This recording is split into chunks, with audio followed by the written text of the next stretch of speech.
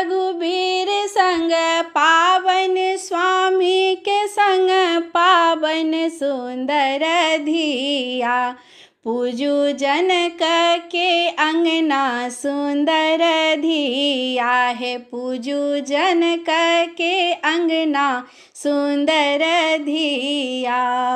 पावन पूजू पावन रघुबीर संग पावन स्वामी के संग पावन सुंदर धिया। पूजू जनक के आंगन सुंदर धिया है। पूजू जनक के आंगन सुंदर धिया।